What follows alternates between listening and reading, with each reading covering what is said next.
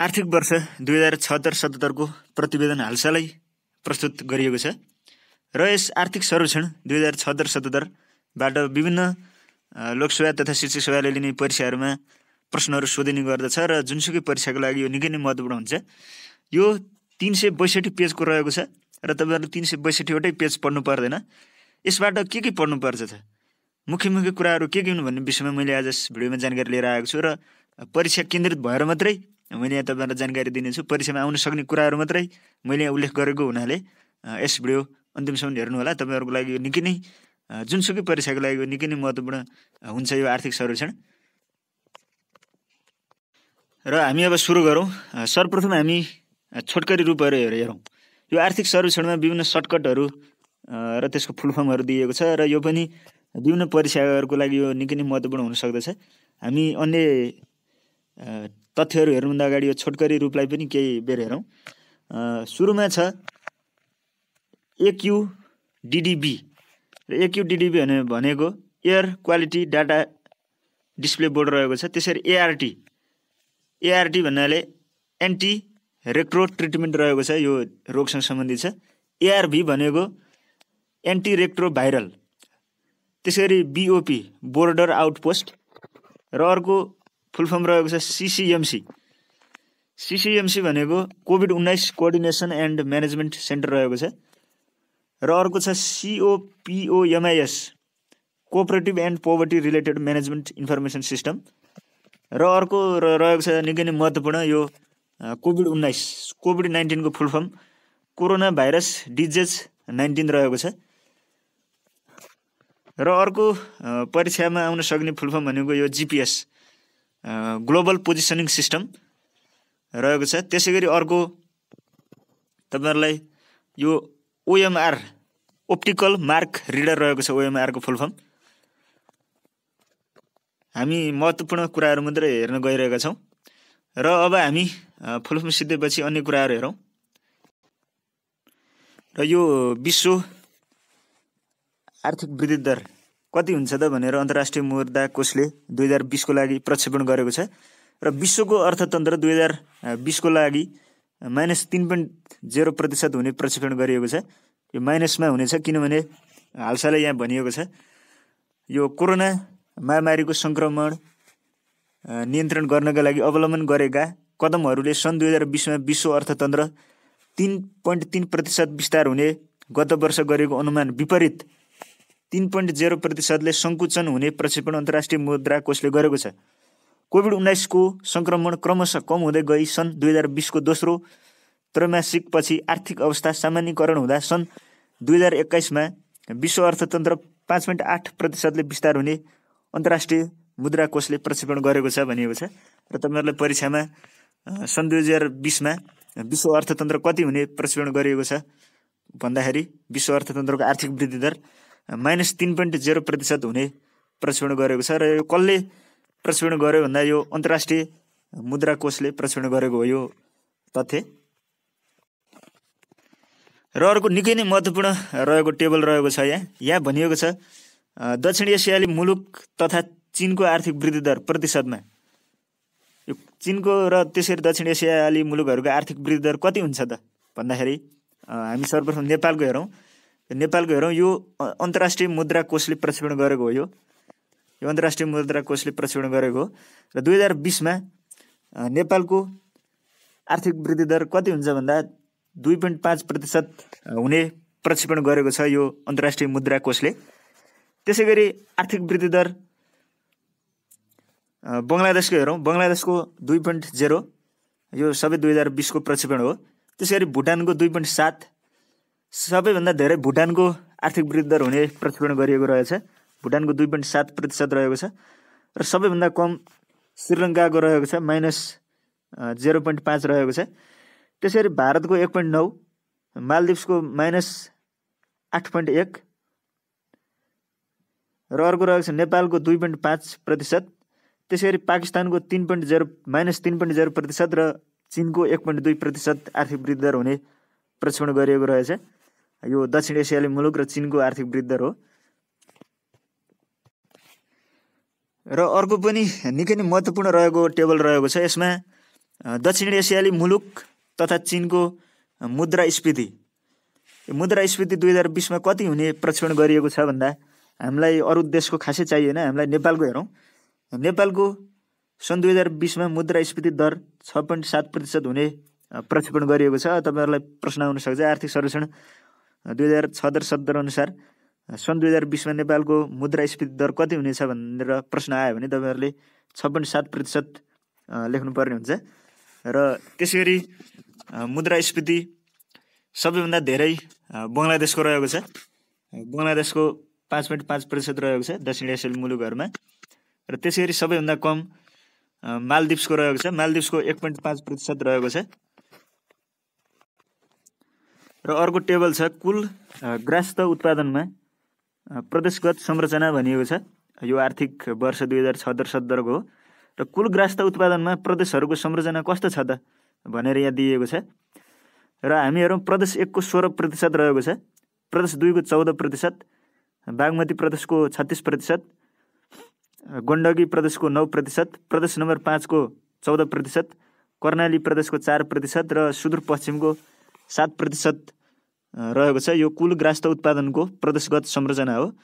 र सबैभन्दा धेरै बागमती प्रदेशको रहेको छ 36%, र त्यसै गरी सबैभन्दा कम कर्णाली प्रदेशको 4% रहेको छ कुल ग्रास्त उत्पादनको प्रदेशगत संरचना। र अब हामी निकै नै महत्त्वपूर्ण टेबलमा पुगेका छौँ। यो टेबल तपाईँहरूको परीक्षाको लागि, जुनसुकै परीक्षाको लागि यो निकै नै महत्त्वपूर्ण हुन्छ। यसमा विभिन्न यो 7वटा प्रदेश र नेपालको समग्र स्थानीय तहको सङ्ख्या, जनसङ्ख्या प्रतिशत, मानौँ प्रदेश नम्बर 2 मा कति प्रतिशत जनसङ्ख्या छ भनेर तपाईँलाई प्रश्न आउन सक्छ। त्यसै गरी क्षेत्रफल, कर्णाली प्रदेशको क्षेत्रफल प्रतिशत छ भनेर आउन सक्छ। र त्यसरी आर्थिक वृद्धि दर सबै प्रदेशको र नेपालको, त्यसै गरी कुल ग्रास्त उत्पादनमा प्रदेशगत योगदान, जलविद्युत उत्पादनहरू, विद्यालय सङ्ख्या, बैङ्क तथा वित्तीय सङ्ख्याको शाखाहरू, यसरी यहाँ यो टेबलमा दिएको छ। र यो टेबललाई हामी अब विस्तृत रूपमा हेरौँ।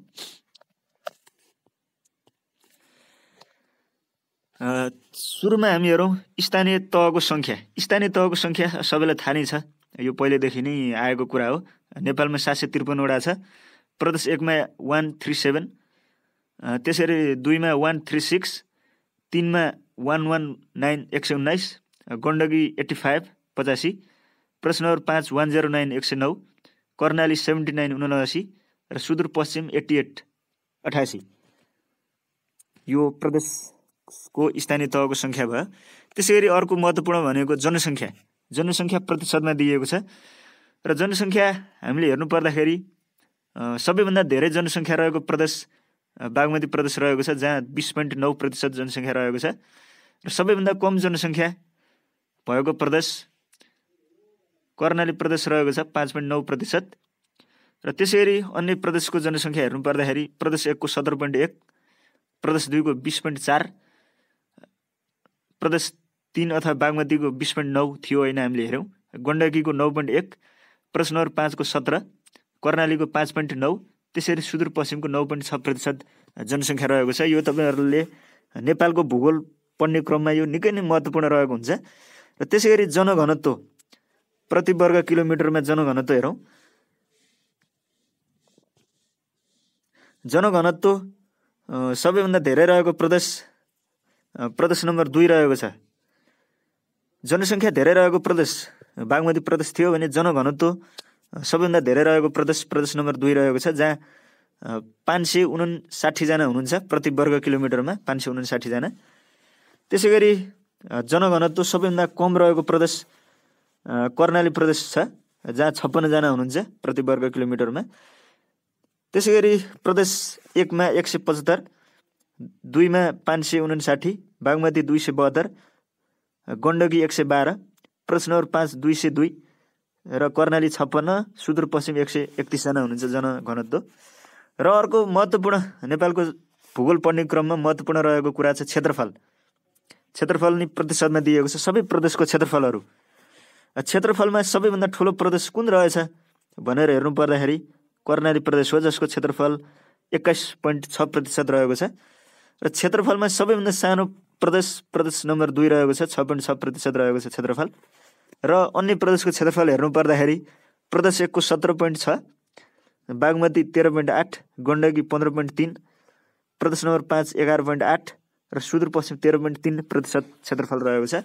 यो तपाईँहरूले नेपालको भूगोल पढ्ने क्रममा जनसङ्ख्या प्रतिशतमा जनघनत्व क्षेत्रफल निकै नै महत्त्वपूर्ण हुन्छ। यसलाई तपाईँहरूले कतै नोटमा टिपेर पनि राख्नुहोला अथवा यो भिडियो पनि बेला बेला हेरिरहनु होला।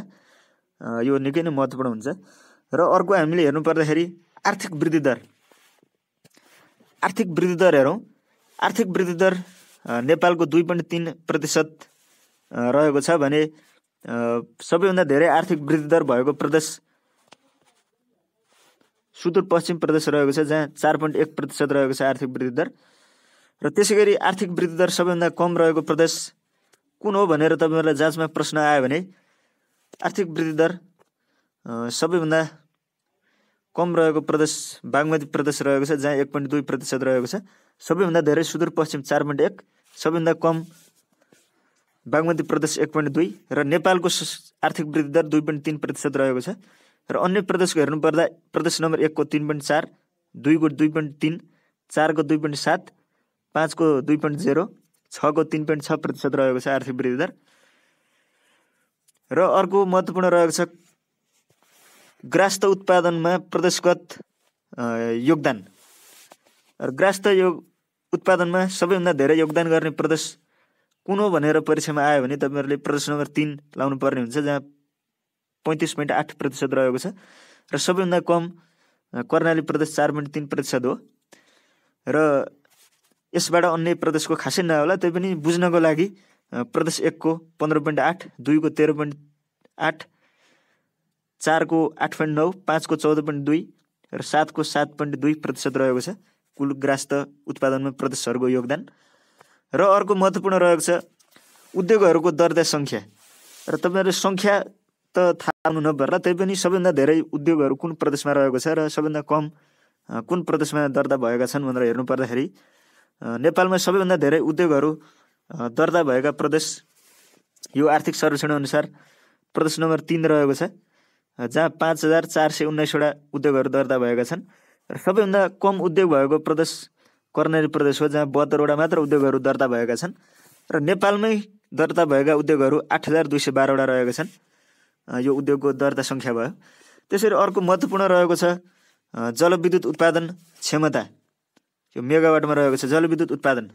र जलविद्युत उत्पादन समग्र रूपमा नेपालकै हेर्नु पर्दाखेरि 1223 मेगावाट जलविद्युत उत्पादन रहेको छ नेपालकै समग्रमा हेर्नु पर्दाखेरि।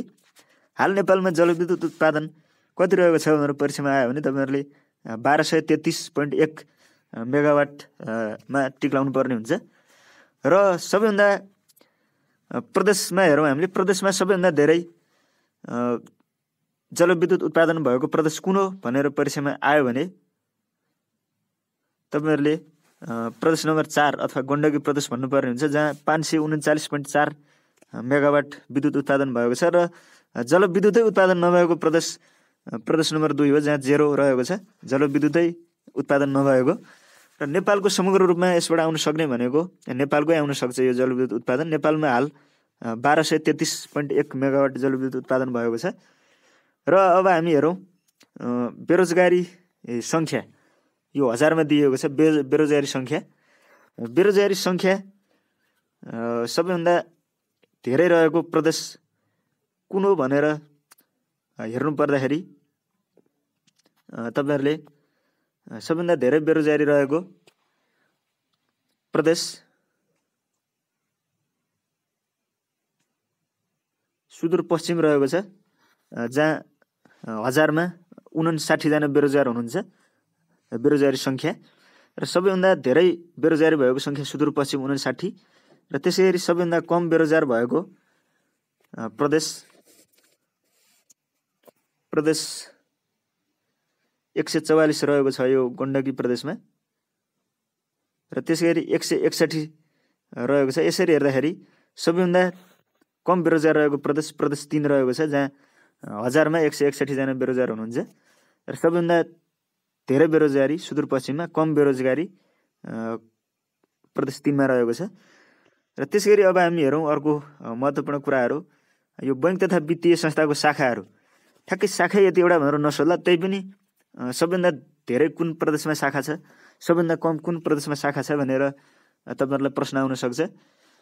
र बैंक तथा वित्तीय संस्थाको सबभन्दा धेरै शाखा भएको प्रदेश यो प्रदेश 3 अथवा बागमती प्रदेश रहेको छ, जहाँ 2502वटा शाखा रहेको छ।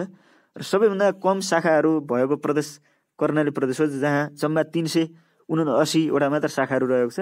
र नेपालैभरि बैंक तथा वित्तीय संस्थाको शाखा 9640वटा रहेको छ।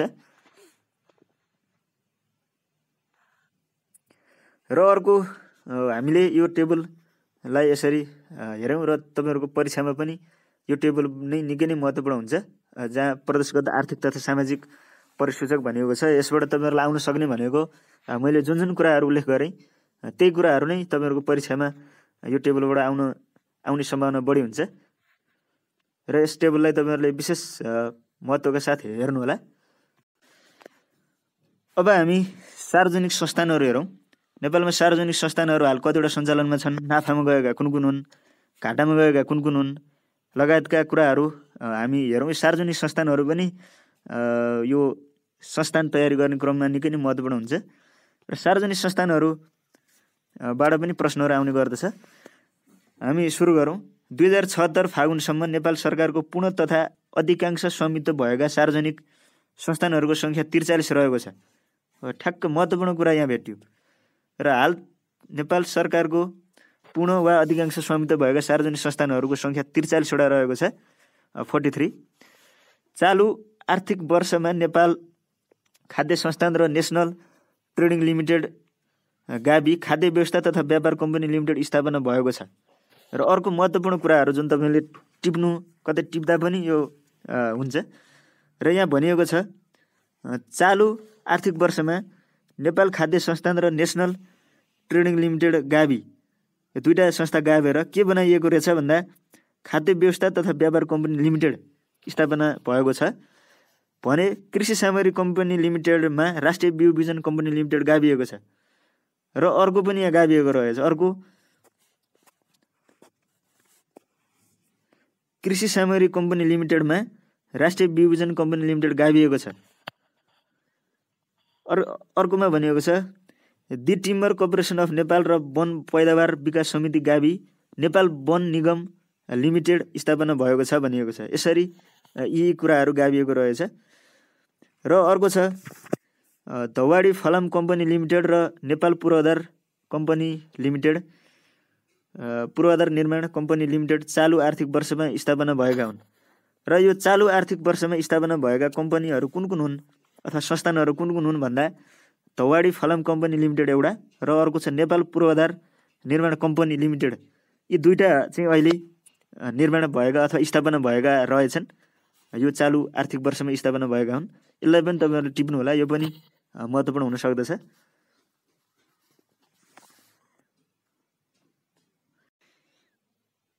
र अब हामी सार्वजनिक संस्थानपछि वित्तीय संरचनाहरू हेरौँ। वित्तीय संरचना भन्नाले बैंक तथा वित्तीय संस्थासँग सम्बन्धित कुराहरू, यसमा तथ्यहरू हुन्छ। र यो विभिन्न बैङ्किङ तयारी गरिरहनु भएका साथीहरूको लागि यो निकै नै महत्त्वपूर्ण हुन सक्दछ, यसलाई पनि हेर्नु होला। र यहाँ भनिएको छ 2076 फागुन मसान्तमा 27 वाणिज्य बैङ्क, 23 विकास बैङ्क, 22वटा वित्त कम्पनी, 89 अथवा 89 लघु वित्त कम्पनी अथवा लघु वित्त वित्तीय संस्था र 1 पूर्वाधार विकास बैङ्क गरी कुल 162 बैङ्क तथा वित्तीय संस्था सञ्चालनमा रहेका छन् भनिएको छ। र यसलाई तपाईँहरूले बढी महत्त्वका साथ हेर्नुहोला। र यो तथ्यहरू हालिएको छ। यसमा भनिएको छ यो 2076 फागुन मसान्तसम्मको हो। वाणिज्य बैङ्कको सङ्ख्या 27वटा, विकास बैङ्क 23वटा, वित्त कम्पनी जुन चाहिँ सी क्लासको वित्त कम्पनी सी क्लासको हो यो 22वटा, र डी क्लास भन्छ जसलाई लघु वित्त वित्तीय संस्था हुन्छ यो 89-89वटा, र 1 पूर्वाधार विकास बैङ्क गरी नेपालमा बैङ्क तथा वित्तीय संस्थाहरू सञ्चालनमा रहेका कति रहेछन् भन्दा 162वटा रहेका छन्। यो तपाईँहरूले टिप्नु होला। त्यसै गरी 40 बिमा कम्पनी, 34,837 सहकारी बचत तथा ऋण सहकारी, 13,917 संस्था कर्मचारी सञ्चय कोष, नागरिक लगानी कोष र हुलाक बचत बैङ्क समेत सञ्चालनमा रहेका छन् भनेर यहाँ तथ्यहरू दिइएको छ र यो पनि निकै नै महत्त्वपूर्ण तथ्यहरू मैले प्रस्तुत गरेँ र मैले आज यस भिडियोमा तपाईँहरू आर्थिक सर्वेक्षणबाट महत्त्वपूर्ण कुराहरू मात्रै जुन परीक्षामा लक्षित भएर परीक्षा केन्द्रित भएर महत्त्वपूर्ण कुराहरू मात्रै मैले यहाँ समावेश गरेको छु र यहाँ अर्को एउटा ग्राफमा दिइएको छ विभिन्न यो बैङ्क तथा वित्तीय संस्थाको संरचना पुष मध्यान्तमा वित्तीय 76 पुष मध्यान्तमा वित्तीय प्रणालीको सम्पत्ति र दायित्व संरचना यो प्रतिशतमा दिइएको छ र यसलाई पनि तपाईँहरूले हेर्नु होला र अर्को महत्त्वपूर्ण रहेको छ यो गरिबी सम्बन्धी प्रमुख सूचकहरू भनिएको छ र गरिबीको रेखामुनिको रहेको जनसङ्ख्या हाल नेपालमा कति प्रतिशत छ भन्दा 18.7% हो। यो मापन वर्ष 2074-75 अनुसार गरिएको छ। मानव विकास सूचकाङ्क ह्युमन डेभलपमेन्ट इन्डेक्स एसडिआई अनुसार नेपालको स्थिति 0.579 रहेको छ र यो 2019 को हो। त्यसरी अर्को छ मानव विकास सूचकाङ्कमा स्थान भनिएको छ। स्थान 189 वटा देशमध्ये नेपालको स्थान 148औं स्थान रहेको छ। 148 स्थान रहेको छ जम्मा जम्मी 189 देशहरूमध्ये, यो 2019 को हो। त्यसरी बहुआयामिक गरिबी सूचकाङ्क रहेको छ र यसमा नेपालको गरिबीको प्रतिशत 28.6% रहेको छ। यो आर्थिक वर्ष 2074-75 अनुसार हो यो बहुआयामिक गरिबी सूचकाङ्क।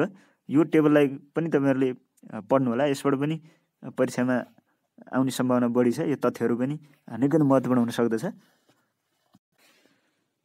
र यो आर्थिक सर्वेक्षण अनुसार एउटा अर्को रहेको छ यो वैदेशिक रोजगार। र तपाईँहरूलाई मैले भन्न खोजेको कुरा के हो भने 2076 फागुन मसान्तसम्मको यो आर्थिक सर्वेक्षणको तथ्यअनुसार सबैभन्दा धेरै देशमा नेपाली कामदार रहेको देश कुन हो भन्दाखेरि तपाईँहरूलाई त्यस सम्बन्धी प्रश्न आयो भने मलेसिया लगाउनु होला। मलेसियामा 13,62,824 जना हुनुहुन्छ र त्यसरी दोस्रोमा कतार रहेको छ। कतारमा 13 लाख चान्चुन हुनुहुन्छ। यसरी हेर्दाखेरि सबैभन्दा धेरै नेपालीहरू वैदेशिक रोजगारमा गएको देश कुन हो भन्दा मलेसिया रहेको छ र यसलाई पनि तपाईँहरूले सम्झिनु होला अथवा कतै टिप्नु होला। र अर्को महत्त्वपूर्ण तथ्य हेरौँ। यहाँ कृषि सम्बन्धी शीर्षकमा दिएको छ सन् 2008 को नेपाल श्रम शक्ति सर्वेक्षण अनुसार कृषि क्षेत्रमा आबद्ध जनसङ्ख्या 73.9%, 73.9% रहेकोमा सन् 2018 भन्नाले यो पछिल्लो तथ्य रहेको छ। सन् 2018 मा यस्तो जनसङ्ख्या 60.4% रहेको छ। तपाईँहरू यसलाई पनि टिप्नु होला, यो पनि परीक्षामा महत्त्वपूर्ण हुन सक्दछ। हाल नेपालमा कृषि क्षेत्रमा आबद्ध जनसङ्ख्या 60.4% रहेको छ र यसलाई पनि तपाईँहरूले टिप्नु होला। मैले आज यस भिडियोमा निकै नै महत्त्वपूर्ण कुराहरू मात्रै समावेश गरेको छु र यो आर्थिक सर्वेक्षणबाट महत्त्वपूर्ण कुराहरू जुन चाहिँ परीक्षा केन्द्रित भएर परीक्षामा आउन सक्ने कुराहरू मात्रै मैले यहाँ प्रस्तुत गरेको छु। र अर्को महत्त्वपूर्ण कुरा रहेको छ यो कृषि क्षेत्रसँग सम्बन्धित छ र यसमा छ यहाँनिर तपाईँहरू हेर्नु होला यो द्रष्टव्यमा खाद्यान्न बालीमा के पर्दछ भन्दाखेरि धान, गहुँ, मकै, कोदो, जौ र फापर खाद्यान्नमा परे र नगदे बालीमा के पर्दछ भन्दा आलु र मह। त्यसरी अर्को छ औद्योगिक बालीमा उखु, जुट, चिया, कफी, माछा र कपास यो औद्योगिक बालीमा पर्नेहरू भए। र त्यसरी दलहन बालीमा के पर्दछ भन्दा मुसुरो, चना, अरहर, मास, भटमास, ग्रास पी, गहत र अन्य दलहन बाली भनिएको छ। यसलाई पनि तपाईँहरूले हेर्नु होला। र अर्को छ मसला बालीमा के पर्दछ भन्दा अलैँची, अदुवा, लसुन, बेसार र खुर्सानी यो मसला बालीमा समावेश भएका कुराहरू भए। र अर्को परीक्षा केन्द्रित कुरा रहेको छ वन तथा भू संरक्षणभित्र भनिएको छ नेपालको कुल भूभागको 40.4% वन र 4.4% झाडी तथा बुट्यान क्षेत्र गरी कुल क्षेत्रफलको 44.7% वन क्षेत्रले ओगटेको छ भनिएको छ र यो पनि तपाईँहरूले तथ्य टिप्नु होला। नेपालको भूधरातलीय आधारमा हेर्दा सबैभन्दा बढी वन क्षेत्र मध्य पहाडमा छ भने सबैभन्दा कम वन क्षेत्र तराईमा रहेको छ भनिएको छ। र अब हामी अर्को हेरौँ। अर्को छ यहाँ महत्त्वपूर्ण तथ्य रहेको छ अर्को पनि कुल वन क्षेत्रको सबैभन्दा बढी वन क्षेत्र कर्णाली प्रदेशमा सबभन्दा वन क्षेत्रहरू बढी भएको प्रदेश कर्णाली प्रदेश र सबभन्दा कम प्रदेश नम्बर 2 मा रहेको छ। प्रदेशको कुल भूभागको तुलनामा सबभन्दा बढी वन क्षेत्र सुदूरपश्चिम प्रदेशमा छ भने सबभन्दा कम प्रदेश 2 मा रहेको छ भनिएको छ। यहाँ दुईटा कुरा छ। यहाँ कुल वन क्षेत्रको सबभन्दा बढी वन क्षेत्र कर्णाली प्रदेशमा र सबभन्दा कम प्रदेश नम्बर 2 मा रहेको छ। प्रदेशको कुल भूभागको तुलनामा सबभन्दा बढी वन क्षेत्र सुदूरपश्चिम प्रदेशमा छ भने सबभन्दा कम प्रदेश नम्बर 2 मा रहेको छ भनिएको छ। यसलाई पनि तपाईहरुले टिप्नु होला। यो पनि निकै महत्त्वपूर्ण तथ्य हुन सक्दछ। र अर्को यहाँ छ वन्यजन्तुको सङ्ख्या। वन्यजन्तुको सङ्ख्या पनि यो परीक्षामा महत्त्वपूर्ण हुन्छ। र सुरुमा हेरौँ हामी बाघको सन् 2018 को अनुसार हो। यो बाघको हाल सङ्ख्या 235 वटा रहेको छ। अर्नाको हाल सङ्ख्या 441 वटा रहेको छ। र गैंडाको सङ्ख्या सन् 2014 अनुसार छ। गैंडाको 2018 मा छैन। र गैंडाको सङ्ख्या 645 वटा रहेको छ। कृष्णसारको सङ्ख्या 2018 अनुसार 326 वटा रहेको छ। कृष्णसारको सङ्ख्या।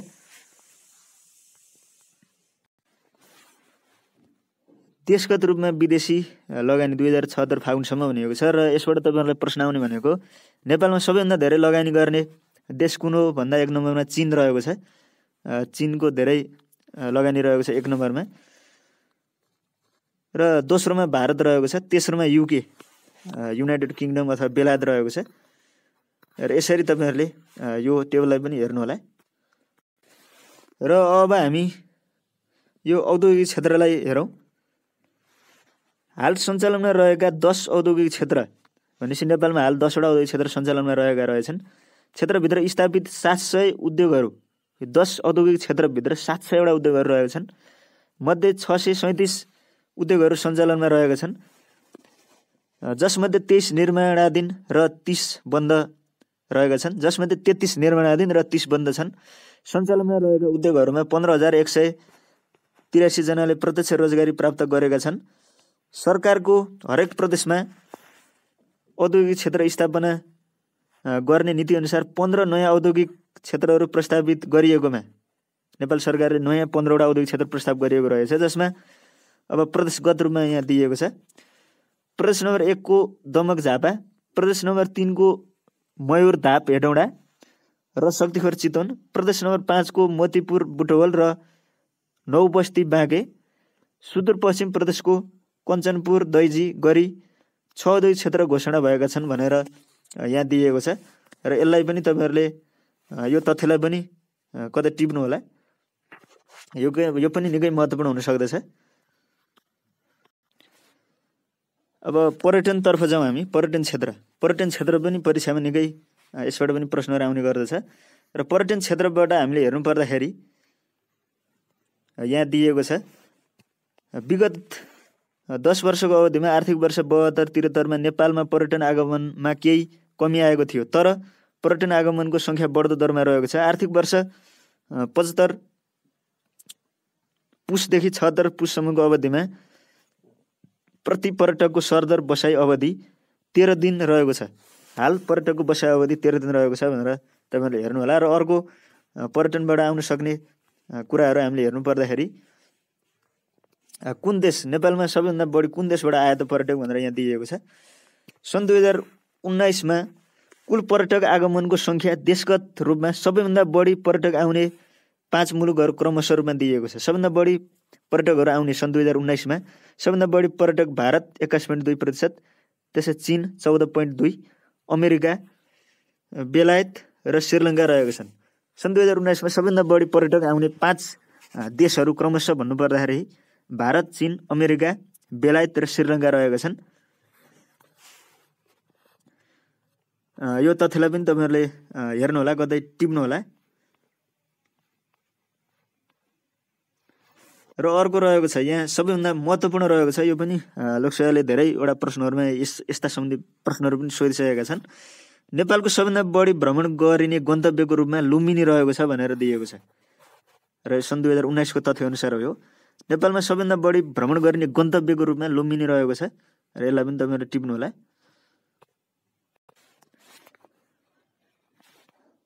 भ्रमणको उद्देश्य अनुसार पर्यटकको आगमन भनिएको छ। अब नेपालमा पर्यटकहरू कुन उद्देश्य राखेर आउँछन् त भनेर यहाँ दिएको छ, उद्देश्यहरू यहाँ दिएको छ। र सन् 2019मा नेपाल भ्रमणमा आएका पर्यटकहरूमध्ये मनोरञ्जनको उद्देश्यका आधारमा आउने पर्यटकको सङ्ख्या 65% रहेको छ। भनेपछि सुरुमा नेपालमा आउने पर्यटकहरू कुन उद्देश्य लिएर आउँछन् भन्दा मनोरञ्जन 1 नम्बरमा, र दोस्रोमा छ पदयात्रा पर्वतारोहण, दोस्रोमा पदयात्रा र पर्वतारोहण छ भने तेस्रोमा तीर्थयात्रा छ, र चौथोमा अन्य उद्देश्य भनेर यहाँ दिएको छ। र नेपालमा सन् 2019मा पर्यटकहरू सबभन्दा धेरै मनोरञ्जनको लागि आउँछन्, र दोस्रोमा पदयात्रा र पर्वतारोहण, र तेस्रोमा तीर्थयात्राको लागि नेपाल आउने गर्दछन् पर्यटकहरू।